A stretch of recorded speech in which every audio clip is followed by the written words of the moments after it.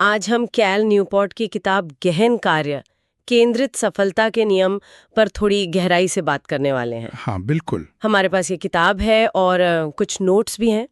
देखते हैं कि आज की दुनिया में जहाँ ध्यान भटकना इतना आम है, वहाँ फोकस के साथ काम करने का मतलब क्या है और ये इतना ज़रूरी क्यों हो गया है। सही कहा। मकसद यही है कि इस किताब का जो मूल विचार है उसे समझें और देखें कि ये जो डीप वर्क या गहन कार्य है ये कैसे हमें बेहतर नतीजे दे सकता है। और शायद ज़्यादा संतुष्टि भी, जैसा आपने कहा। हाँ वो भी। तो चलिए शुरू करते हैं। ये गहन कार्य किताब इसे समझाती कैसे है, मतलब क्या है ये? देखिए, ये सिर्फ मुश्किल काम नहीं है। किताब इसे एक ऐसी प्रोफेशनल एक्टिविटी बताती है जिसमें आप पूरी तरह से कंसंट्रेट करते हैं, बिना किसी डिस्ट्रैक्शन के, बिल्कुल फोकस के साथ। अच्छा। और ये आपकी जो सोचने समझने की क्षमता है ना, उसको उसकी लिमिट तक ले जाता है। और इसमें दिलचस्प बात यह है कि ऐसा काम न केवल कुछ नया बनाता है, कुछ वैल्यू क्रिएट करता है, बल्कि आपके स्किल्स को भी बहुत तेजी से इंप्रूव करता है। और इसकी नकल करना मुश्किल होता है ना? हाँ, ये भी एक पॉइंट है। इसकी नकल करना मुश्किल होता है। अच्छा, तो फिर ये उस काम से एकदम अलग है जो हम ज्यादातर टाइम करते हैं, जैसे लगातार ईमेल्स देखना, मीटिंग्स में होना पर ध्यान कहीं और, सोशल मीडिया स्क्रॉल करना। बिल्कुल बिल्कुल। उसे किताब शैलो वर्क कहती है, उथला काम। उथला काम, हाँ। ये काम अक्सर हम बहुत सारे डिस्ट्रैक्शंस के बीच करते हैं। इसमें दिमाग ज्यादा नहीं लगता सही। और इसे कोई भी आसानी से दोहरा सकता है, कॉपी कर सकता है। और दिक्कत यही है कि हमारा ज्यादातर वक्त आजकल इसी शैलो वर्क में जा रहा है। और किताब का मेन आर्ग्यूमेंट यही है कि ये जो डीप वर्क करने की क्षमता है, ये कम होती जा रही है दुनिया में। मुश्किल प्रॉब्लम सॉल्व करना, कुछ नया सोचना, क्रिएटिव काम करना या तेजी से कोई नई स्किल सीखना, वही सबसे ज्यादा कीमती है। और ये सब करने के लिए डीप वर्क चाहिए ही चाहिए। ओके। और क्योंकि ये दुर्लभ है, तो जिसके पास ये स्किल है वो बाकियों से अलग खड़ा हो सकता है। सुनने में तो ये बहुत अच्छा लग रहा है, लेकिन प्रैक्टिकल सवाल ये है कि करें कैसे? मतलब जब हर तरफ से फोन बज रहा है, नोटिफिकेशंस आ रहे हैं, डिस्ट्रैक्शन ही डिस्ट्रैक्शन है। क्या ये बस विल पावर की बात है कि बस ठान लिया और फोकस कर लिया? काश। किताब साफ कहती है कि इच्छा शक्ति, विल पावर, वो भरोसे लायक नहीं है।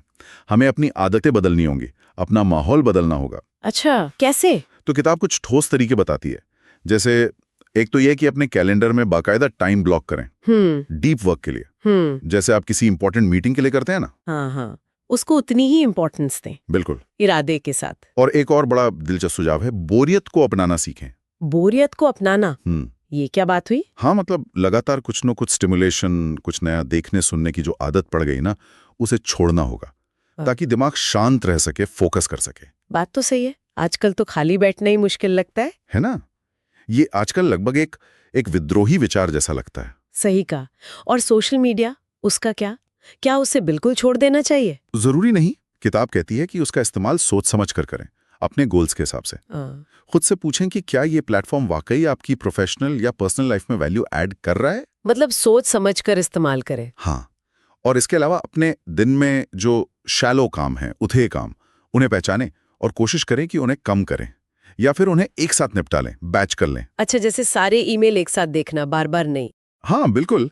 हर ईमेल का तुरंत जवाब देना शायद उतना जरूरी ना हो जितना हमें लगता है। ये बोरियत वाली बात मुझे अभी भी सोचने पे मजबूर कर रही है। क्या हम सच में अपने दिमाग को ट्रेन कर सकते हैं लंबे समय तक फोकस करने के लिए, जैसे कोई मसल ट्रेन करते हैं?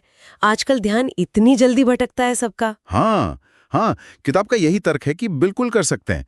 हमारा दिमाग प्लास्टिक है, मतलब उसे ढाला जा सकता है, बदला जा सकता है। जैसे मेडिटेशन करना रेगुलरली या बिना डिस्ट्रैक्शन के लंबे समय तक कुछ पढ़ना, ये सब हमारी एकाग्रता की जो मांसपेशी है उसे मजबूत करते हैं। आसान नहीं है बिल्कुल, इसमें मेहनत लगती है, लेकिन ये संभव है और सार्थक काम करने के लिए ये बहुत जरूरी भी है। तो अगर मैं इसे समेटूं तो सार ये है कि आज के समय में अगर किसी को सच में प्रभावी ढंग से काम करना है, कुछ अलग करना है, कुछ ऐसा बनाना है जिसे मशीनें या दूसरे लोग आसानी से कॉपी ना कर सकें, या किसी फील्ड में मास्टरी हासिल करनी है, तो उसे इस डीप वर्क की कला को सीखना ही होगा। बिल्कुल, ये अब कोई लग्जरी नहीं रही, ये एक जरूरत बन गई है। सही। और एक बात और, ये सिर्फ प्रोफेशनल सक्सेस के बारे में नहीं है।